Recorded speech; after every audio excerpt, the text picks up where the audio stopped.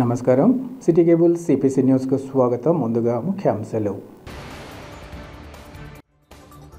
Polling ముగిసిన తర్వాత strong రూమ్కు చేరిన ఈవీఎం యంత్రాలు, వీవీప్యాట్లు, మూడంచెల భద్రతా వ్యవస్థను ఏర్పాటు చేసిన జిల్లా పోలీసు యంత్రాంగం.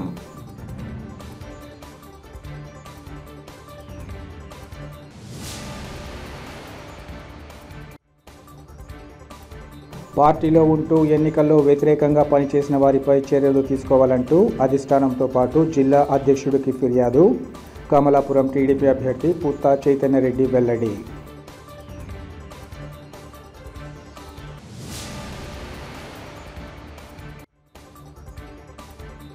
మాసీమబాబు భవిష్యత్తులో ఇలాంటి జన్మదిన వేడుకలను మరెన్నో నిర్వహించుకుంటూ ఉన్నత పదవులు అలంకరించాలి. మాసీమ జన్మదిన వేడుకల్లో పలువురు వైసీపీ నేతల ఆకాంక్ష.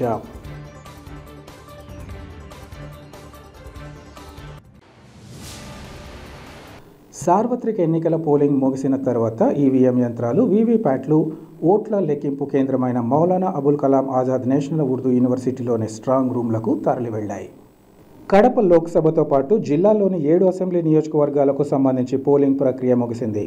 అనంతరం ఆయా కేంద్రాల్లోని ఈవీఎంల గల బాక్సులను సీల్ వేసి కంటైనర్లు, ఇతర వాహనాలలో భారీ బందోబస్తు నడుమ స్ట్రాంగ్ రూమ్లకు చేర్చారు. కడప నగర శివార్లోని మౌలానా అబుల్ కలాం ఆజాద్ నేషనల్ ఉర్దూ యూనివర్సిటీలో మూడంచెల భద్రత మధ్య స్ట్రాంగ్ రూముల్లో వీటిని భద్రపరిచారు. జిల్లా ఎన్నికల అధికారి విజయరామరాజు ఎన్నికల సాధారణ పరిశీలకులు భద్రపరిచిన ఈవీఎంలను పరిశీలించారు. జిల్లా ఎన్నికల కంట్రోల్ రూమ్ ప్రత్యేక పర్యవేక్షకులు ప్రవీణ్ చంద్ ఈ కార్యక్రమాలను పర్యవేక్షించారు. జూన్ 4వ తేదీన జరిగే ఓట్ల లెక్కింపు వరకు ఈవీఎంలను పటిష్ట బందోబస్తు నడుమ భద్రపరుస్తారు.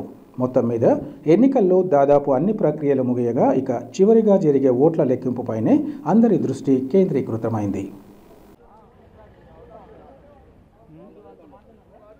ఎవరితో కమిషనర్ గారికి ఫోన్ చేస్తా.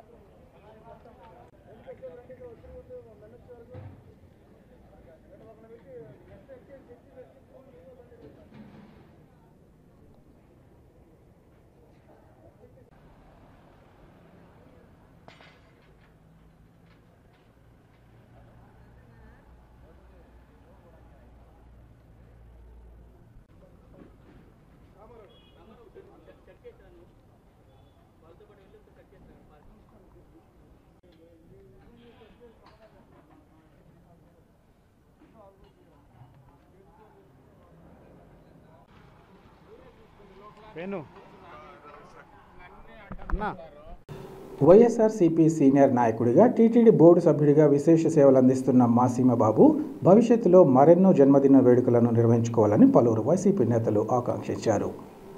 కడప నగరంలోని మాసీమబాబు స్వగృహంలో ఆయన 65వ జన్మదిన వేడుకలను ఘనంగా నిర్వహించారు. తొలుత ఆయనచే భారీ కేక్ కట్ చేయించి అందరికీ పంచిపెట్టారు. అనంతరం వారు మాట్లాడుతూ వైఎస్ఆర్సీపీ కుటుంబ సభ్యుడిగా పనిచేస్తున్న మాసీమబాబు అందించిన సేవలు ప్రశంసనీయమన్నారు. జిల్లాలో పార్టీ బలోపేతంతో పాటు ప్రస్తుతం జరిగిన ఎన్నికల్లో పార్టీ అభ్యర్థుల గెలుపుకు ఆయన అందించిన తోడ్పాటు స్ఫూర్తిదాయకమన్నారు. మాసీమబాబు భవిష్యత్తులో మరెన్నో ఉన్నత పదవులు అలంకరించి తమ వంతుగా ప్రజలకు సేవలు అందించాలని కోరుకుంటున్నట్లు చెప్పారు. అలాగే ఆయన నిండు నూరేళ్లు అష్టైశ్వర్యాలతో ఆయురారోగ్యాలతో వర్ధిల్లాలని భగవంతుని ప్రార్థిస్తున్నట్లు పేర్కొన్నారు. ఈ కార్యక్రమంలో corporator Balaswamireddy, 39వ division YCP incharge కమాల్ బాషతో పాటు ఇతర పార్టీ నాయకులు, కార్యకర్తలు పాల్గొన్నారు.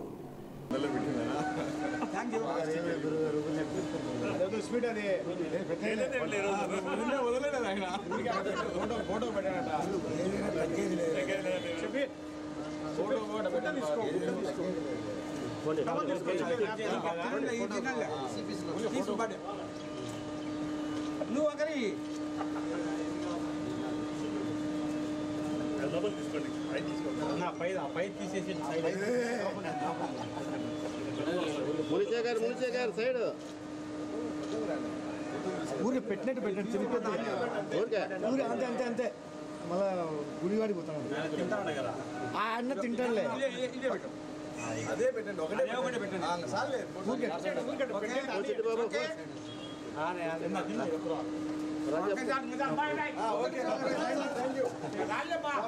కమల్ బాయ్ side. Okay okay sir. Okay okay పెట్టు రాజా. ఓకే ఓకే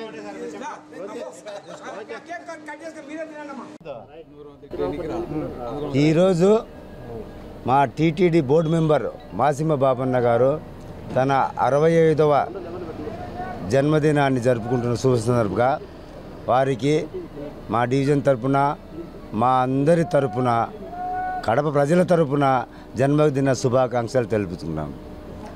ఆ వ్యక్తి నిన్న ఎలక్షన్స్లో కానీ గతంలో కానీ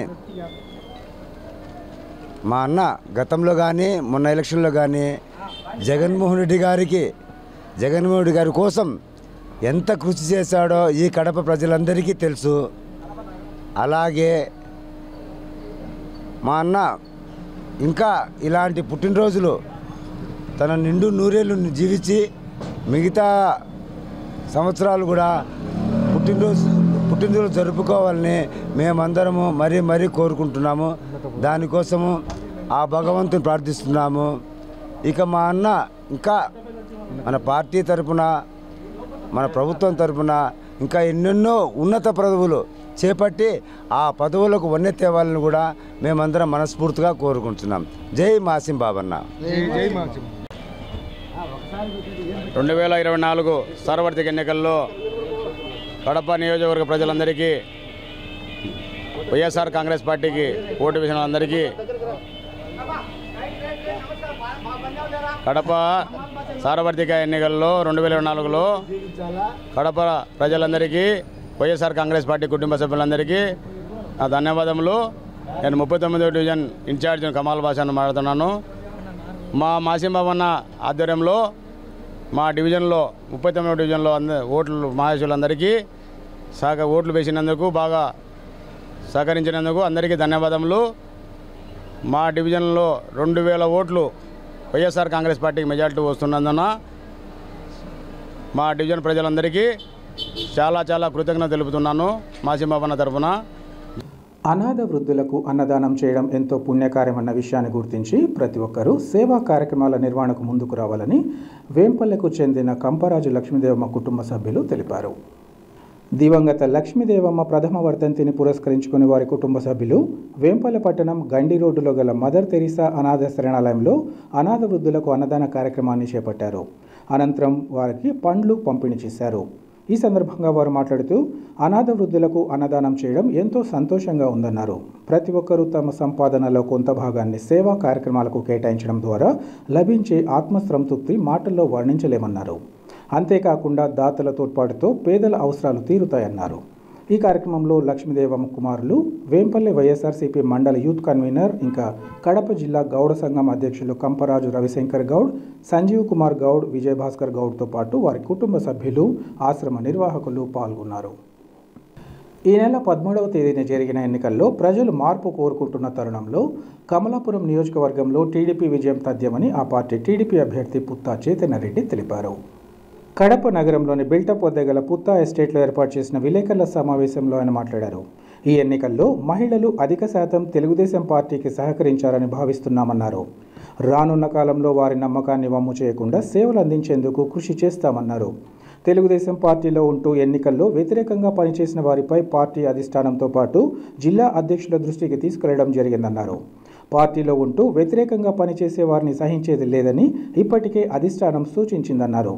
అయితే కమలాపురం నియోజకవర్గంలో కూడా ఇలాంటి ఘటనలు జరిగాయన్నారు. ముఖ్యంగా కోగటం గ్రామంలో ఇతర నియోజకవర్గానికి ఇన్ఛార్జిగా ఉన్న వ్యక్తి ఎన్నికల రోజు పోలింగ్ బూత్ వద్ద ఉండి టీడీపీకి ఓటు వేయవద్దని ప్రచారం చేయడం జరిగిందన్నారు. ఈ విషయాన్ని తాము అధిష్టానం దృష్టికి తీసుకెళ్లినట్లు ఆయన చెప్పారు.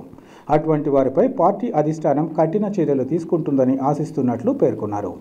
రాష్ట్రంలో అరాచక పాలన పోవాలని భావిస్తున్న తరుణంలో సొంత పార్టీలో ఉండి ఇలాంటి పనులు చేయడం చాలా బాధాకరమన్నారు. అయినప్పటికీ తమ కార్యకర్తలు, ఏజెంట్లను వారిని ధీటుగా ఎదుర్కోవడంపై పేరున ధన్యవాదాలు తెలియజేస్తున్నామన్నారు. కోగటంలో 75% పోలింగ్ జరగడంపై స్వాగతిస్తున్నామని అన్నారు.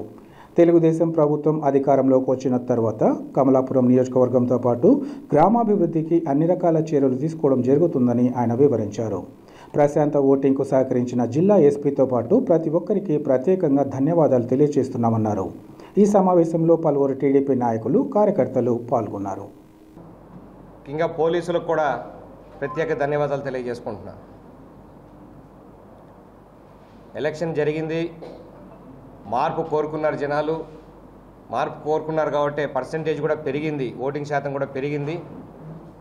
తప్పకుండా తెలుగుదేశం విజయం సాధిస్తుందని చెప్పి తెలియజేసుకుంటా ఉన్నా. ఈ పోరాటంలో చాలామంది మాకు సహకరించినారు. చాలామంది ఎక్కువ శాతం అనుకోని విధంగా యువత కానీ ఆడవాళ్ళు కానీ ఎక్కువ శాతం తెలుగుదేశానికి సహకరించారని చెప్పి నేను అనుకుంటా ఉన్నా.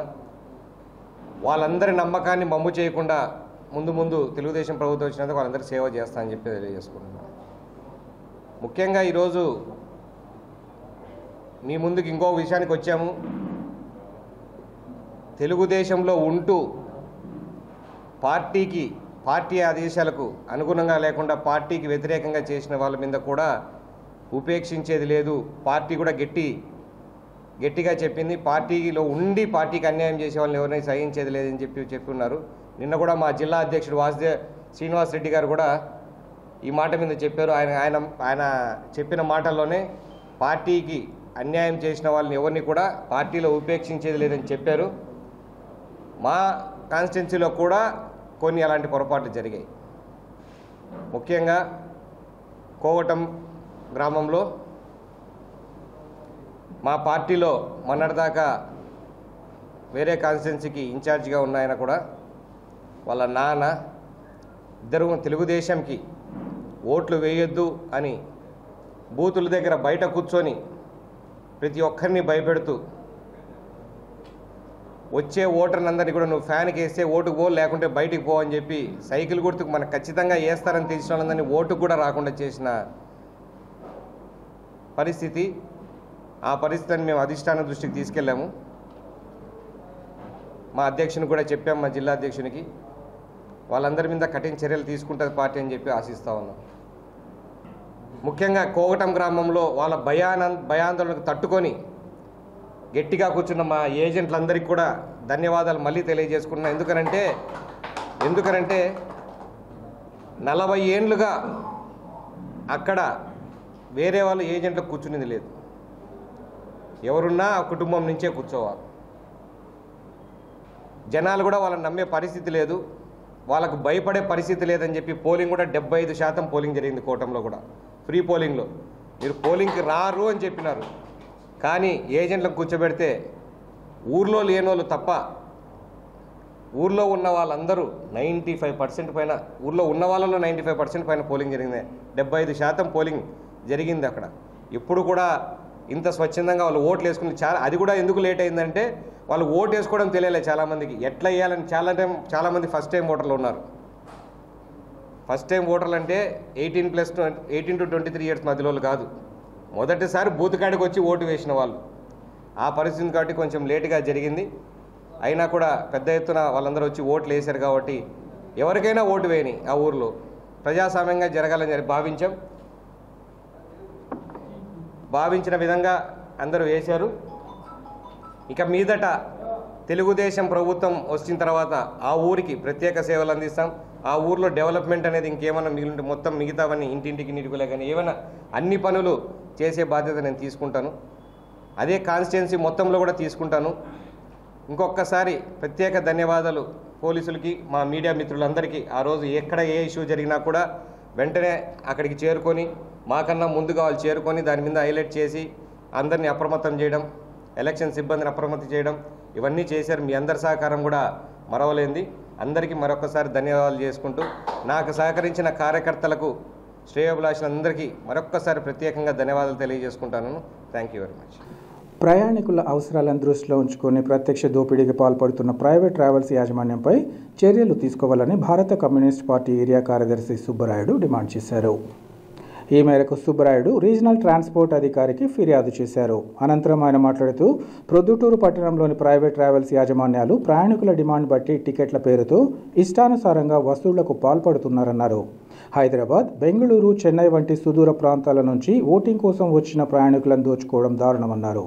ఒక్కో టికెట్ 2,500 రూపాయల నుంచి 4,000 వరకు ఆన్లైన్లో టికెట్ల ధరలను ఈ యాజమాన్యాలు పెట్టారంటే వీరి తెగింపుకు ఎవరి అండదండలున్నాయో విచారణ చేపట్టాలన్నారు. పండుగ సీజన్లోనూ ఇదే తంతు కొనసాగిస్తూ ట్రావెల్స్ వారు అధిక ధరలకు టికెట్లను విక్రయించడం షరా మామూలుగా మారిందన్నారు. ఒకే నంబర్ మీద 2-3 బస్సులు కూడా తిప్పుతున్నారని వారు ఆరోపించారు. ప్రొద్దుటూరు నుంచి విజయవాడకు ఆర్టీసీ లింక్ బస్సులను ఏర్పాటు చేయడం మూలంగా డైరెక్ట్ బస్సులు లేక ప్రైవేట్ ట్రావెల్స్ వారిని ఆశ్రయించడం మూలంగానే ఈ ట్రావెల్స్ యాజమాన్యాలు ఇష్టారాజ్యంగా ప్రయాణికుల జేబులకు చిల్లులు పడేలా దోపిడీ చేస్తున్నారని ఫిర్యాదులో పేర్కొన్నారు. నిన్నటి రోజు విజయవాడ, హైదరాబాద్, బెంగళూరు, చెన్నై వంటి ప్రాంతాలకు ప్రొద్దుటూరు నుంచి బయలుదేరిన ప్రయాణికులను విచారిస్తే ప్రైవేట్ ట్రావెల్స్ వారి దోపిడీ ఏ పార్టీదో తేట తెల్లమవుతుందని అన్నారు. మరో 15 రోజుల్లో విద్యా సంస్థలు తెరవబోతున్నారని, తిరిగి దోపిడీకి ట్రావెల్స్ వారు తెగబడతారని కనుక అధికారులు విచారించి చర్యలు తీసుకొని ప్రయాణికులకు రవాణా ఛార్జీల భారం పడకుండా చూడాలని వారు కోరారు. ఈ కార్యక్రమంలో సిపిఐ నాయకులు హరి, ప్రమీలాలు పాల్గొన్నారు. సుబ్బరాయుడు, సిపిఐ ఏరియా కార్యదర్శి. ప్రొద్దుటూరు పట్టణంలోని ప్రైవేట్ ట్రావెల్స్ ఏజెన్సీస్ వారి ఇష్టారాజ్యంగా టికెట్ల ధరలు అనేటువంటివి పెడతా ఉన్నటువంటి పరిస్థితి. నిన్న జరిగినటువంటి ఎన్నికల నేపథ్యంలో బయటి ప్రాంతాలు హైదరాబాదు, బెంగళూరు, ఇతరత్ర ప్రాంతాల నుంచి వచ్చినటువంటి ప్రయాణికులను దోపిడీకి ద్వారాలుగా తెరిచినటువంటి పరిస్థితి ఉంది. అయితే రోడ్ ట్రాన్స్పోర్ట్ అధికారులు ఏం చేస్తున్నారో, ఏం పర్యవేక్షణ చేస్తున్నారో అర్థం కానటువంటి పరిస్థితి ఉంది. ఈ దశలోనే ఆర్టీఓ గారికి రిప్రజెంటేషన్ చేయడానికి కమ్యూనిస్ట్ పార్టీ సిపిఐగా ఇక్కడికి వచ్చాం. ఇవాళ పేదల సామాన్యులు తమ ఓటు హక్కును వినియోగించుకోవడానికి సుదూర ప్రాంతాల నుంచి వచ్చారు అని అంటే వారు రాజ్యాంగం కల్పించినటువంటి హక్కును ఉపయోగించుకోవడానికి, భవిష్యత్తు నాయకులను, భవిష్యత్ ప్రభుత్వాలను ఎన్నుకోవడానికి వచ్చారు. ఇదే అదనుగా వచ్చినటువంటి వాళ్ళపైన దోపిడీకి తెగబడ్డం అనేటువంటిది అమానుషమైనటువంటి పరిస్థితి.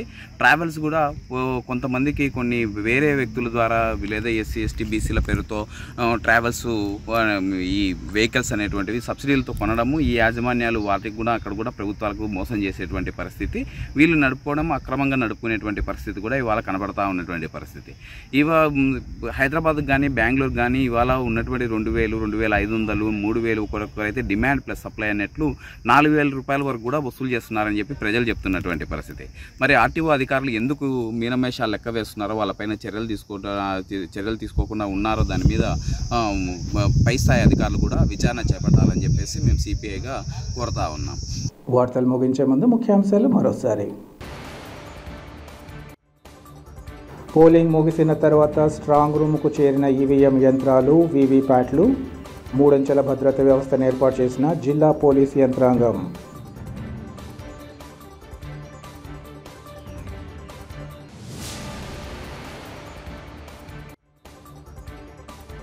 పార్టీలో ఉంటూ ఎన్నికల్లో వ్యతిరేకంగా పనిచేసిన వారిపై చర్యలు తీసుకోవాలంటూ అధిష్టానంతో పాటు జిల్లా అధ్యక్షుడికి ఫిర్యాదు. కమలాపురం టీడీపీ అభ్యర్థి పుత్తా చైతన్యరెడ్డి వెల్లడి.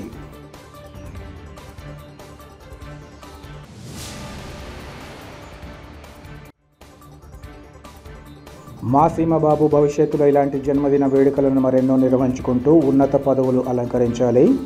మా సీమ జన్మదిన వేడుకల్లో పలువురు వైసీపీ నేతల ఆకాంక్ష.